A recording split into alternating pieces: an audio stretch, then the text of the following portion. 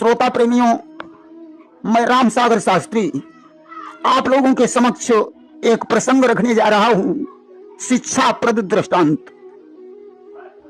एक गांव में एक जमींदार रहते थे। उनका एक लड़का था। उन्होंने लड़के को पढ़ाया लिखाया, लड़का अध्यापक हो गया। जमींदार ने उसकी शादी कर दी। घर में पत्नी आई। लड़का सत्संग करने का प्रेमी था। गांव से बाहर एक महात्मा जी रहते थे। लड़का शाम को वहां जाकर सत्संग किया करता था। एक दिन जब वह सत्संग करके लौटा तो पत्नी दरवाजे के पास खड़ी थी। उसने कहा, सुनो जी, जरा जल्दी आ जाया करो, क्योंकि आपके बगैर घर में अच्छा नहीं लगता है। और आगे बढ़ा तो मां ने कहा, बेटा इतनी देर तक मत बैठा करो, जल्दी घर आ जाया करो। और आगे बढ़ा तो पिताजी ने कहा, बेटा बहुत देर में आते हो, थोड़ा जल्दी आ जाया करो। लड़के ने विचार किया कि घर वाले लोग मुझे बहुत चाहते हैं। वह दूसरे दिन सत्संग करने गया तो उसने बाबा जी से कहा, महात्मन आज के बाद मैं सत्संग करने नहीं आऊंगा, क्योंकि घर वाले मुझे बहुत चाहते हैं। बाबा जी समझ गए चेला मोह में पड़ गया है। तुलसीदास जी ने लिखा है कि मोहन अंध कीन के ही और को जग काम न चाव न जेही। मोह ने किसे अंधा नहीं बना दिया, काम ने किसको नहीं नचाया। बाबा जी ने शिष्य को प्राणायाम करना सिखा दिया। रेचक, कुंभक, पूरक तीनों भेद सिखा दिए। लड़का प्राण को ब्रह्मांड में चढ़ाना सीख गया। महात्मा जी ने एक दिन लड़के से कहा, बेटा आज जब तुम अपने घर जाना तो अपने प्राणों को ब्रह्मांड में चढ़ा लेना, फिर तुम्हें पता चल जाएगा कि घर वाले तुम्हें कितना चाहते हैं। चेले ने वैसा ही किया। ज्यों प्राणवायु को ब्रह्मांड में चढ़ाया, अब तो घर में हाहाकार मच गया। जमींदार साहब का लड़का मर गया है। गांव के बहुत से स्त्री पुरुष देखने के लिए आए। बाबा जी भी वहां पहुंचे। पत्नी कहती थी, ये न मरते, भले ही मैं मर जाती। माँ कहती थी, मैं बूढ़ी हूं, मुझे मरना था, मेरा बेटा क्यों मर गया। पिताजी कह रहे थे, मैं बूढ़ा था, मैं मर जाता तो ठीक रहता, परंतु बेटा न मरता। गांव की कुछ बूढ़ी बाड़ी स्त्रियां कह रही थीं, इस बेटे के लिए भले ही मेरी उम्र लग जाती, परंतु यह ठीक हो जाता। बाबा जी आगे बढ़े, चेले की नाड़ी पकड़ी कि नाड़ी देखी तो ज्ञात हुआ है तो पर प्राण त्रास में है। श्री राम नाम की उच्छ्वासें आती प्रत्येक सांस में है। नाड़ी देखकर बोले, एक गिलास पानी ले आओ। पानी मंगाया, उसे अभिमंत्रित करके रख दिया।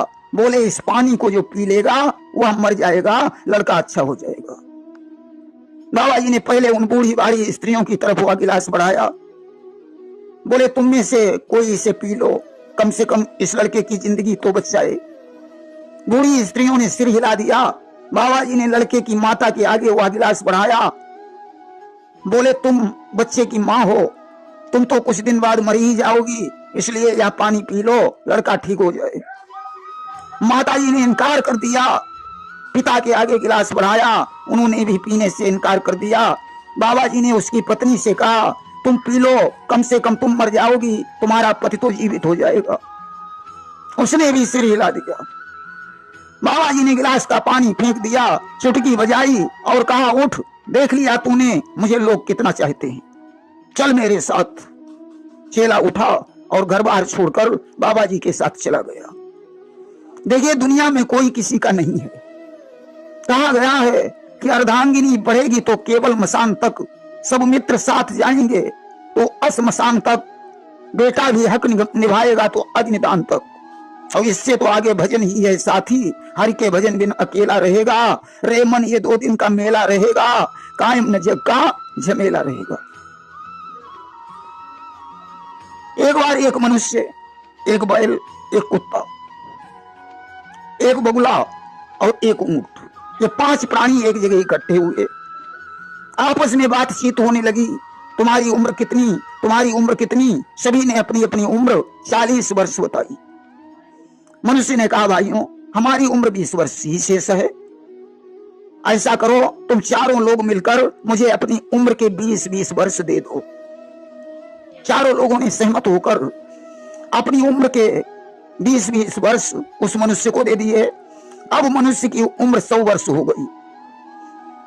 20 वर्ष तक वह मनुष्य रहता है, अच्छे अच्छे काम करता है।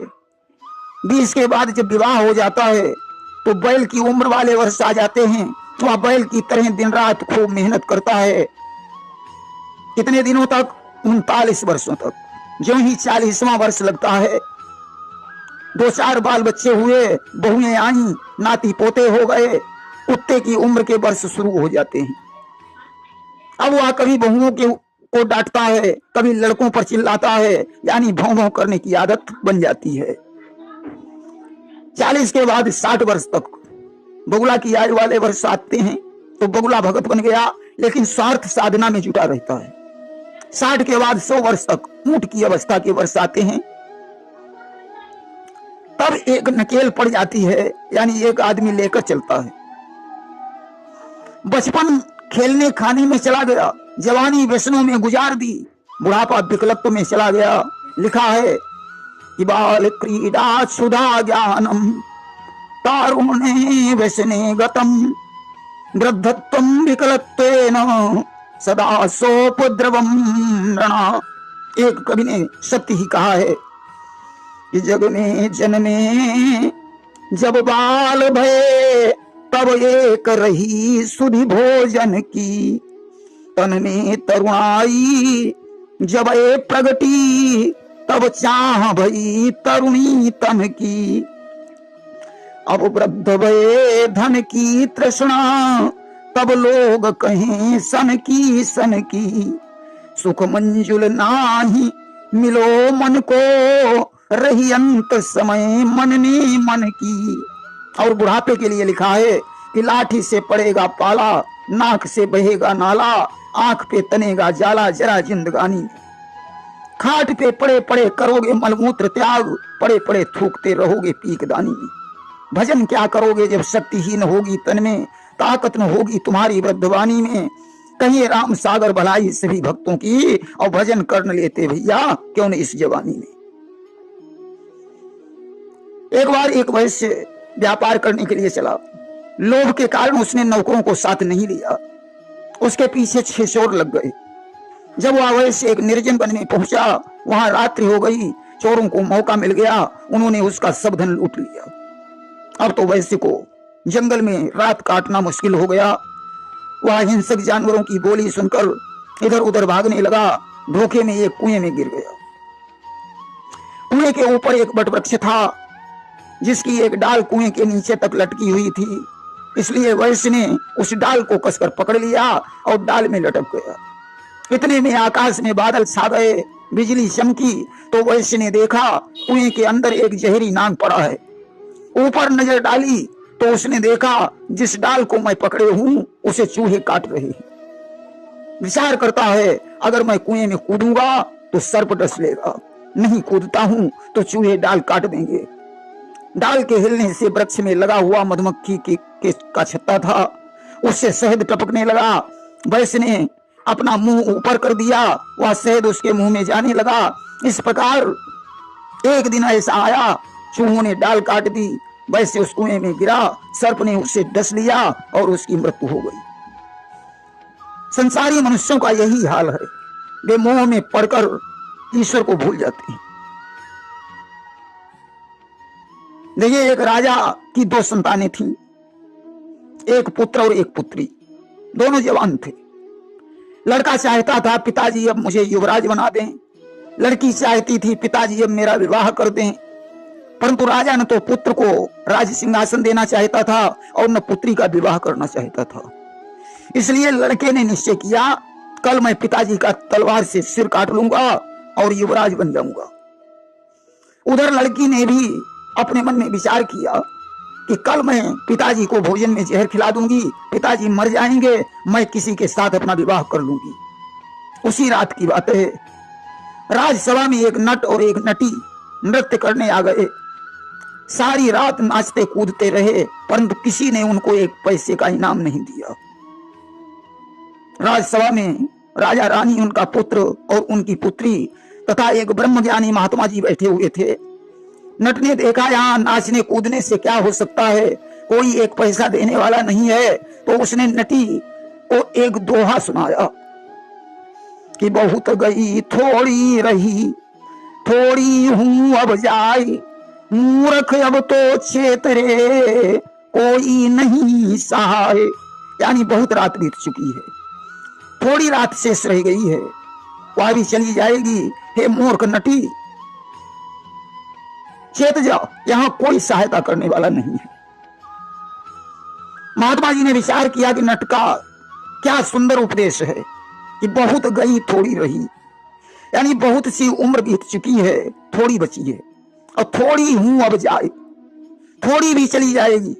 मूर्ख अब तो चेतरे, हे मूर्ख मन, अब तो चेत जाओ, कोई नहीं सहाय, यहां भगवान के अलावा तेरा कोई सहायक नहीं है। बाबा जी ने अपना कंबल उठाया और नट को प्रदान कर दिया। राजकुमार ने विचार किया, मालूम पड़ता है नट मेरी भावना को समझ गया है, जो पिताजी को संकेत में बता रहा है। अगर इसने खुला शब्दों में पिताजी को बता दिया तो मामला गड़बड़ हो जाएगा। उसने गले से अपना हार उतारा और नट को प्रदान कर दिया। बोला, भैया आप बहुत बड़े ज्ञानी हैं, मैं आपको धन्यवाद देता हूं। राजकुमारी ने सोचा, मालूम पड़ता है नट हमारी भावना को समझ रहा है, इसलिए वह पिताजी को संकेत कर रहा है। उसने अपने गले से हार उतार कर नट को भेंट कर दिया। यह देखकर राजा ने महात्मा जी को अपने पास बुलाकर पूछा कि आपने कंबल क्यों दान कर दिया। महात्मा जी बोले कि नट ने हमें बहुत अच्छा उपदेश दिया, यहां पर परमात्मा के अलावा अपना कोई नहीं है। राजा ने पुत्र को बुलाकर पूछा, तुमने हार क्यों दे दिया। पुत्र ने कहा, पिताजी क्षमा करना, मेरा विचार युवराज बनने का था, अतः मैंने आपके प्रति गलत निर्णय ले लिया था। पुत्री से बुलाकर पूछा, तुमने क्यों हार दे दिया। पुत्री ने कहा, पिताजी आप मेरा विवाह नहीं कर रहे थे, इसलिए मैंने आपके प्रति बहुत बुरा सोच लिया था। आज इस नट के उपदेश से मुझे ज्ञान हो गया है। राजा उस नट पर बहुत प्रसन्न हुआ। उसने नट को बहुत सा धन देकर आदर के सहित विदा कर दिया, पुत्री का विवाह कर दिया, और इसके बाद पुत्र को राज्य दे दिया और जंगल में जाकर भगवान का भजन करने लगा। एक बार बादशाह अकबर पालकी में बैठकर कहीं जा रहे थे। उनकी पालकी वृंदावन से होकर गुजरी। शाम का वक्त था, पुजारी लोग मंदिर में पूजा कर रहे थे, शंख और घंटे बज रहे थे। अकबर ने बीरबल से पूछा, बीरबल यहाँ क्या हो रहा है। बीरबल ने कहा, जहां पनाह आली जाओ, यहाँ हिंदुओं का खुदा रहता है, पुजारी लोग उसकी इबादत कर रहे हैं। अकबर ने बीरबल की बात सुनकर पालकी रुकवा दी और उतरकर पुजारी के पास गए। उन्होंने कहा, पुजारी जी क्या तुम्हारा खुदा हमें नूरे नजर हो सकता है। पुजारी ने कहा, जहां पनाह अगर से आपकी जज्बे मोहब्बत सादिक है तो आपको खुदा का दीदार जरूर होगा। दिल के आईने में है तस्वीर यार की, जब जरा गर्दन झुकाई देख ली। मिटा दो अपनी हस्ती को अगर कुछ मर्तबा चाहो कि दाना खाक में मिलकर गुले गुलजार होता है, आप तशरीफ लाइए। पुजारी जी ने अकबर से कहा, जहां पनाह अपनी आंखें बंद कर लीजिए।